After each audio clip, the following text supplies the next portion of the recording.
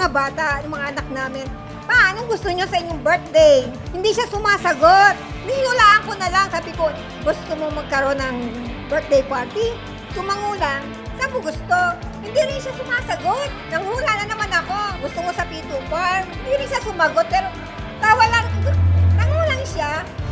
Sabi ko, Opa, masaya ka na ba sa birthday mo? Hindi rin siya sumasagot. Pero nakangiti siya. So, action speaks louder than voice. So, itong okasyon na ito ay wish granted.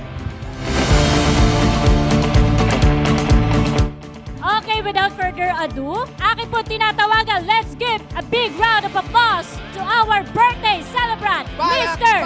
Rupo Mindo!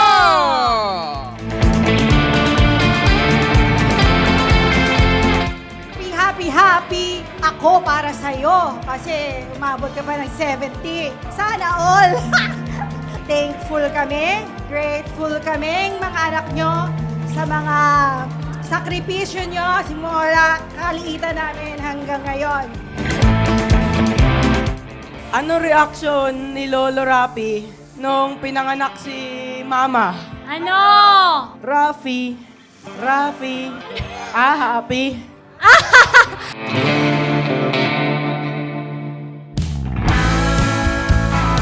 Lumaki kami na laging wala ang papa. Nung una, di ko na-appreciate. Tanong ko sa mama noon, Ma, bakit ba kailangan ng papa na trabaho sa ibang bansa? Pwede naman tayo dito lang, kakasama. Nung nagkapamilya na ako, bilang ama, kailangan mo din nga pala talagang lumayo o magtrabaho sa malayo.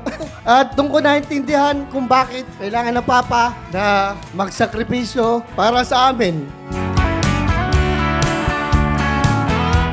Thank you pa. Alam mo, simula bata pa lang ako, ewan ko kasi yung ibang family, yung ibang napapanood ko sa TV na napapariwara yung anak kasi sinisisi yung magulang kasi nag-abroad, ganun. Hindi ko naisip yun. Kasi bata pala ako, naisip ko, ay, 4 kami. Mahal ang tuition, mahal ang gastusin. Kung hindi aalis si Papa, baka hindi namin kakayahin, baka kulang. Kaya gets ko na yung bata pa lang. Thank you and I love you so much. We want more memories pa. Okay?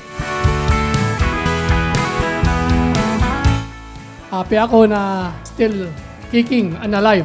Without much ado, Prod, happy birthday sa iyo. Thank you.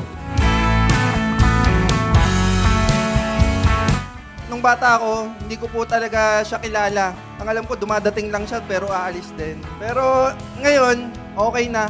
Naintindihan ko na lahat ng paghihirap nila. Niya, tsaka ni Mama. Kasi mahirap din naman na isa lang yung magulang. Pero maraming nagmamahal na kamag-anak na kaming lahat ay pinagpasapasahan din naman. Pero masaya yun. Kasi close kami sa mga pamilya namin. So, thank you pa. Hindi lang sa itsura, tsaka sa pagtitiis na din. At least alam ko na yung magiging itsura ko pag tanda ako.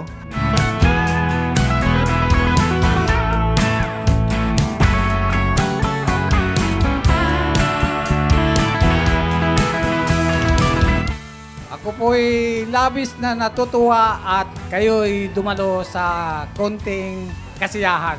Salamat sa inyong pagdalo at sa mga lahat-lahat na tumulong para maging successful itong birthday ng 7 years old.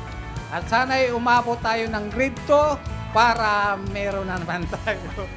At yun ay sana'y meron pa tayong mahabang buhay na walang maintenance. Okay, thank you and enjoy!